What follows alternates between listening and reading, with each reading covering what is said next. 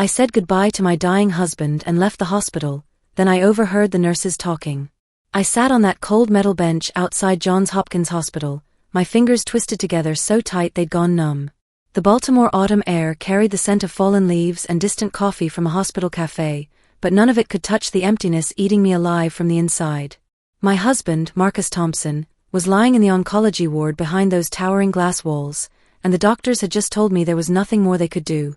People walked past me, visitors clutching flowers, medical staff in scrubs, couples holding hands like Marcus and I used to do. For a heartbeat, I envied them.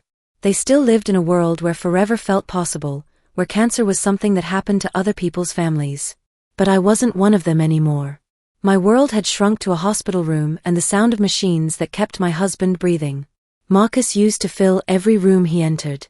He was the kind of man who could spend 10 hours fixing engines at the auto shop, then come home and still have energy to grill burgers and ask about my day teaching 3rd grade. He had this laugh that started deep in his chest and bubbled up until his whole face crinkled with joy. He was my anchor, my safe harbor, and now watching him slip away felt like drowning in slow motion. 8 months ago, we thought we had decades ahead of us. We'd spread real estate magazines across our kitchen table, circling houses with big backyards for the children we were finally ready to have. Maybe a golden retriever too. Marcus would trace his finger along the photos and say, "Picture our kids running around that swing set, baby." Then he started complaining about back pain after long days at the shop. Just getting old, we figured. Happens to everyone. But the pain got worse. Then came the night sweats, the weight loss, the exhaustion that sleep couldn't fix. When Dr. Rodriguez sat us down with those test results, her words felt like they were coming from underwater. Acute myeloid leukemia.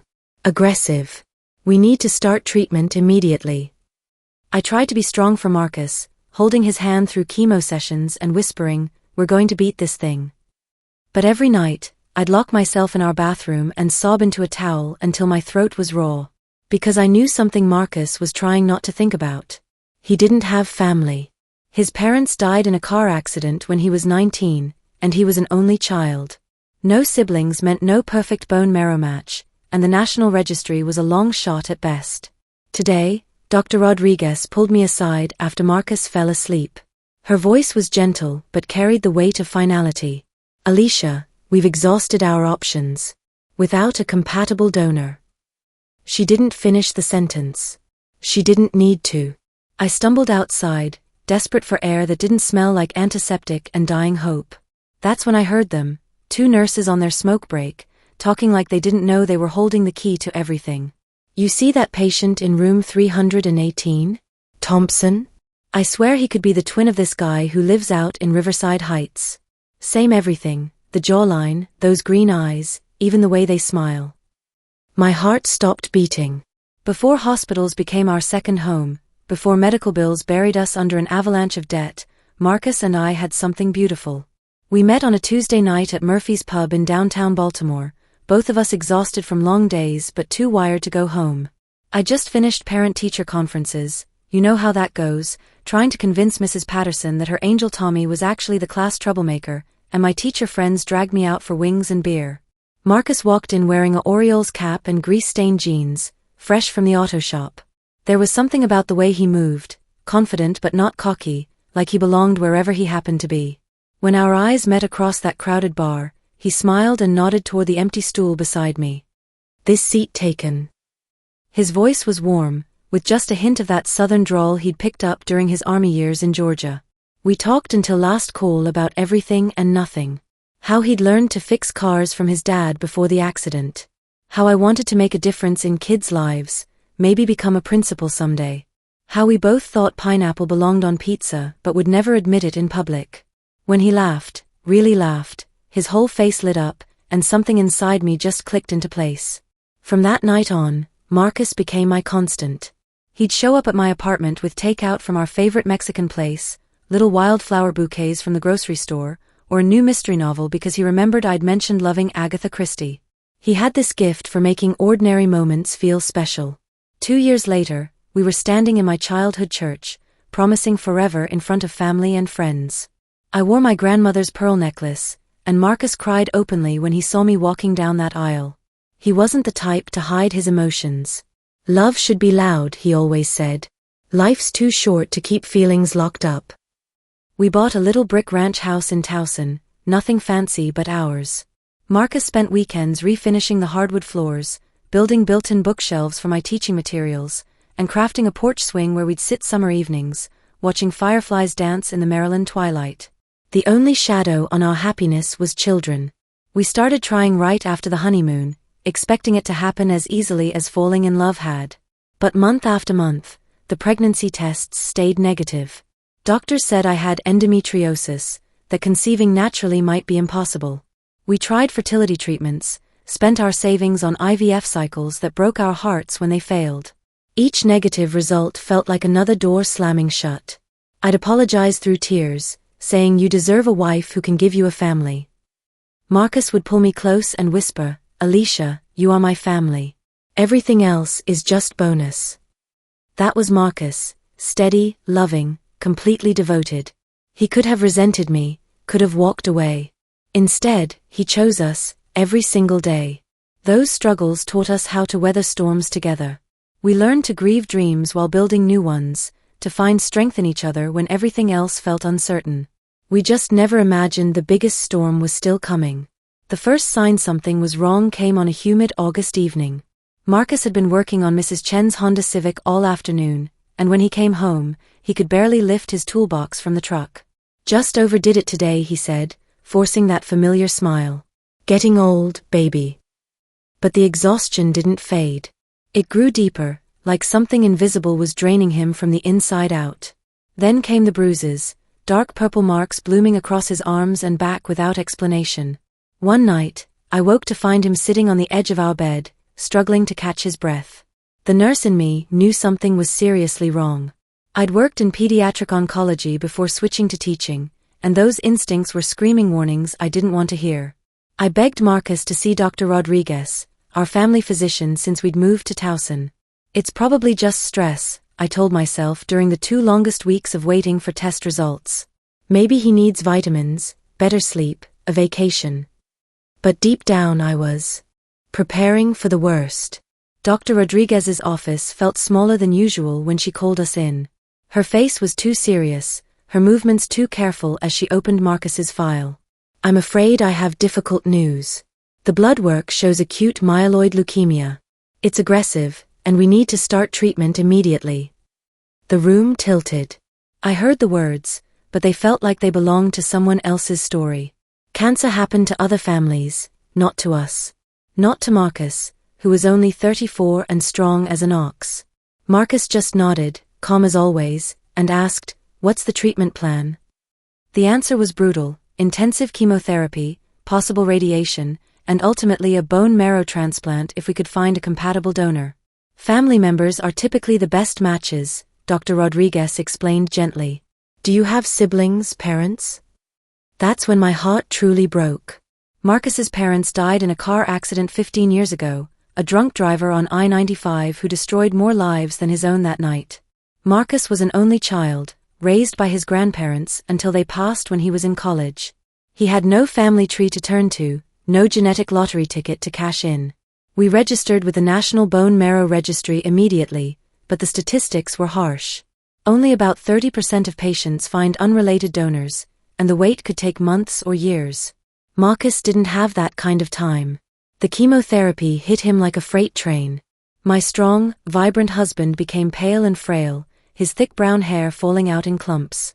He lost 40 pounds, his hands shaking when he tried to drink water.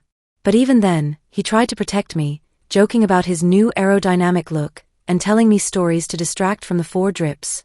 At night, when he thought I was asleep, I'd hear him whispering prayers, not asking to be healed, but asking for strength to help me through whatever was coming. That's who Marcus was, even facing death. 3 months into treatment, Dr. Rodriguez delivered the news I'd been dreading. The chemo wasn't working. Without a bone marrow transplant, Marcus had weeks, maybe a month. I walked outside, desperate for air, and that's when I heard those nurses talking about a man in Riverside Heights who looked exactly like my dying husband. Riverside Heights was a 40-minute drive west of Baltimore, the kind of blue-collar neighborhood where people still waved from their front porches and knew their neighbors' names.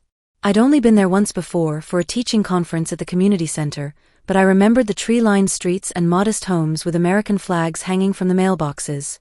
Could it really be a coincidence? People resembled each other all the time, especially in a city like Baltimore where families had been mixing for generations. But something in my gut whispered otherwise, the same instinct that had told me Marcus was sick long before the doctors confirmed it. Marcus had always wondered about family. Late at night, when we'd talk about everything and nothing, he'd sometimes say, "You think I have a brother or sister out there somewhere? Someone with my green eyes, maybe?" His voice would carry this quiet longing that broke my heart every time.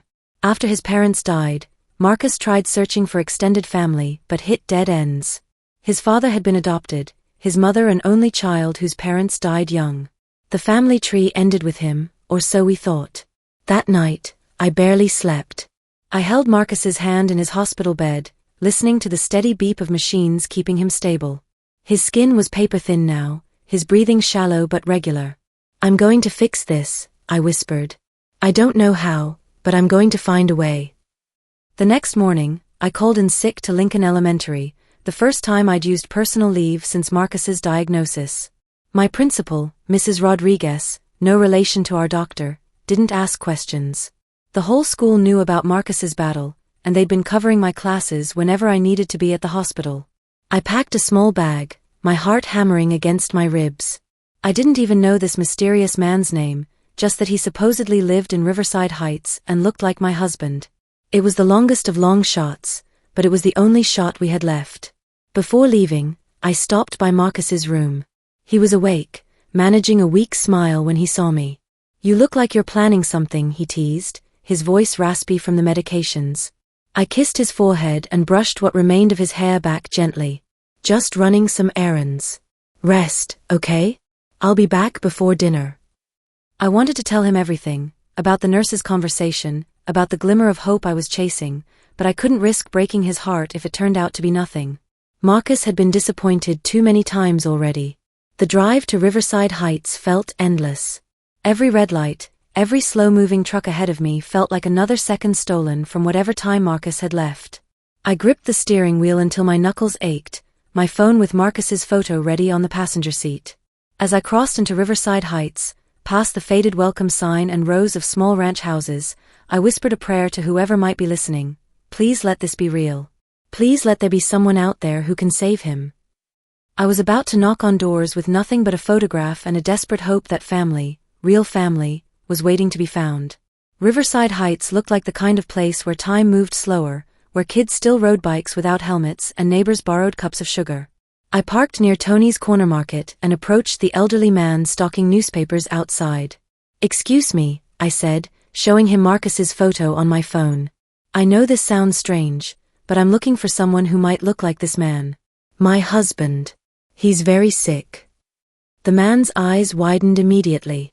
"Holy hell, that's gotta be Connor Walsh. Lives over on Maple Street with his daughter. Looks just like him, especially around the eyes." He gave me directions, studying me with curiosity. "Everything all right, honey?" "I hope so," I whispered, thanking him before hurrying back to my car. Maple Street was lined with modest homes, each with small front yards and pickup trucks in the driveways. Number 247 was a white ranch house with blue shutters and a tire swing hanging from an old oak tree. A Chevy Silverado sat in the driveway, and I could hear the faint sound of classic rock drifting from an open garage. My hands shook as I walked up the concrete path. What if I was wrong? What if this was just some random stranger who happened to share a few features with Marcus? But when the front door opened, my breath caught in my throat. The man standing there could have been Marcus's twin. Same height, same build, same piercing green eyes that seemed to look right through you. His brown hair was peppered with gray at the temples, and he had the same strong jawline, the same way of tilting his head when he was confused. "Can I help you?" His voice was deeper than Marcus's, rougher around the edges, but there was something familiar in the cadence. I held up my phone with trembling hands. "This is my husband, Marcus Thompson. People said you look like him." Connor Walsh stared at the screen for what felt like an eternity. His expression shifted from confusion to something like recognition, then to something that looked almost painful. He ran a hand through his hair, the exact same gesture Marcus made when he was thinking. Hard. Jesus Christ, he whispered. Come inside. Now. His living room was comfortable but lived in, a well-worn couch, family photos on the mantel, toys scattered on the floor. A little girl, maybe 5 years old, peeked around the corner before Connor gently sent her to play in her room. That's my daughter Emma, he said, settling across from me. Her mom died 2 years ago. Car accident. His voice caught slightly. It's just been us since then. I explained everything, Marcus's cancer, the failed treatments, the desperate need for a bone marrow donor. Connor listened intently, his green eyes never leaving my face. When I finished, he was quiet for a long moment. Then, I think Marcus might be my brother. The words hit me like lightning. My mom, she wasn't what you'd call mother material. Had kids with different men, gave most of us up. I grew up in foster care until the Walsh family adopted me when I was 12. But I always knew there were others out there, siblings I'd never met. He stood up, pacing to the window. I'll do it. The transplant. I don't need to think about it. The drive back to Johns Hopkins felt like flying. Connor followed me in his Silverado, Emma buckled safely in her car seat, clutching a stuffed elephant she insisted Marcus would want to meet. In my rearview mirror, I could see Connor's hands gripping the steering wheel, his face a mixture of determination and disbelief. When we arrived at the hospital, I led them through the familiar maze of corridors to the oncology ward. My heart was beating so hard I was sure everyone could hear it. Connor walked beside me, carrying Emma, both of them taking in the sterile environment with wide eyes. Marcus was awake when we entered his room, propped up against pillows that made him look even smaller than he was. When he saw me, he started to smile, but the expression froze when his gaze shifted to Connor. For a moment, nobody moved.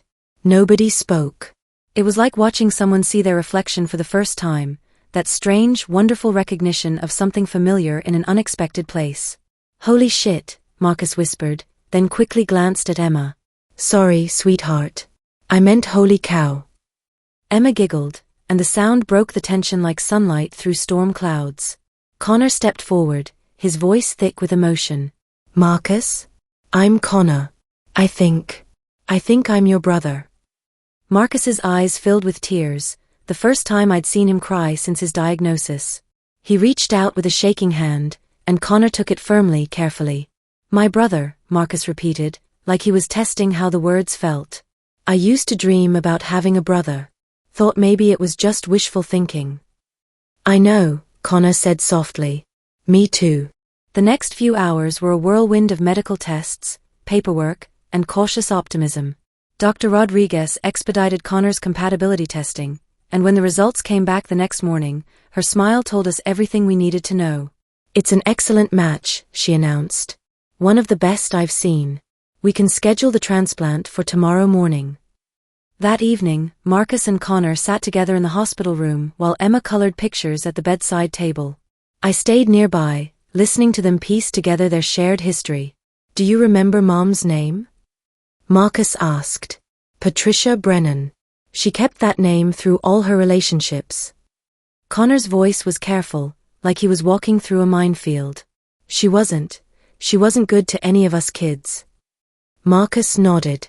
The social worker told me she signed the papers and left the same day I was born. Never looked back. I'm sorry I wasn't there, Connor said, his voice breaking. I was only 8 when you were born. If I'd been older, maybe I could have. Hey. Marcus squeezed his hand. You're here now. That's what matters. Emma looked up from her coloring. Uncle Marcus, are you gonna be okay now that Daddy's gonna help you? Marcus smiled at her, the first real smile I'd seen in months. Yeah, sweetheart. I think I'm going to be just fine. As I watched my husband and his brother, talk quietly while Emma drew pictures of our new family, I felt something I hadn't dared to feel in months, the absolute certainty that everything was going to be okay. The transplant surgery went perfectly. Dr. Rodriguez said Connor's bone marrow cells took to Marcus like they'd been waiting their whole lives to find each other. Maybe they had been. The recovery was slow but steady. Each day, Marcus grew a little stronger, his color a little better, his laugh a little louder. Connor stayed at the hospital every day, sleeping in the uncomfortable chair beside Marcus's bed, refusing to leave his brother's side. 3 months later, We were back home in our little brick ranch, but now it felt completely different. Fuller. Like it had been waiting for Connor and Emma to arrive and make it complete. Connor had taken a leave of absence from his job at the Baltimore Gas and Electric Company to help with Marcus's recovery. Emma had transferred to Lincoln Elementary, where she quickly became the darling of my third-grade colleagues. She called me Aunt Alicia and drew pictures of our family that now included 4 people instead of 2. Sunday dinners became our new tradition. Connor would grill burgers on our back patio, while Emma played on the swing set Marcus built for her in our backyard. I'd make my grandmother's potato salad, and we'd sit around our kitchen table sharing stories, jokes, and the comfortable silence that only family can share. One evening in late spring, as we watched Emma chase fireflies in the twilight, Marcus turned to me with that crooked smile I'd fallen in love with all those years ago. "You know what I realized," he said, pulling me closer on our porch swing. "What's that?" I spent my whole life thinking I was alone, that being an orphan meant I'd always be incomplete. But I was wrong. He gestured toward Connor, who was pushing Emma on her swing, both of them laughing. Family isn't just about blood, though sometimes that's part of it. It's about the people who show up when everything falls apart. I leaned against his shoulder, stronger now than it had been in over a year. "You're getting philosophical in your old age, Thompson." He laughed, that deep, rich sound I'd thought I might never hear again. "Near-death experiences will do that to you." Later that night, after Connor and Emma had driven home to their apartment, Connor had moved to Towson to be closer to us, Marcus and I sat in our bedroom looking through photo albums from the past year. Pictures of hospital visits, of Connor meeting Marcus for the first time, of Emma's first day at her new school. "I have something to tell you," Marcus said, closing the album and taking my hands in his. My heart skipped, old habits from the scary days. "Dr. Rodriguez cleared me to go back to work part-time next month." He grinned. "And Connor's thinking about starting his own electrical contracting business. He asked if I wanted to be partners." "Thompson and Walsh Construction and Electrical," I said, trying out the name. "Has a nice ring to it, doesn't it?" As I fell asleep that night, curled against my husband's warm, healthy body, I thought about how quickly life can change. One overheard conversation, one desperate drive to Riverside Heights, one brother who didn't hesitate to save a stranger's life. Sometimes miracles look like medical procedures and family reunions. Sometimes they look like a 5-year-old girl calling you aunt for the first time. Sometimes they're exactly what you need, right when you need them most.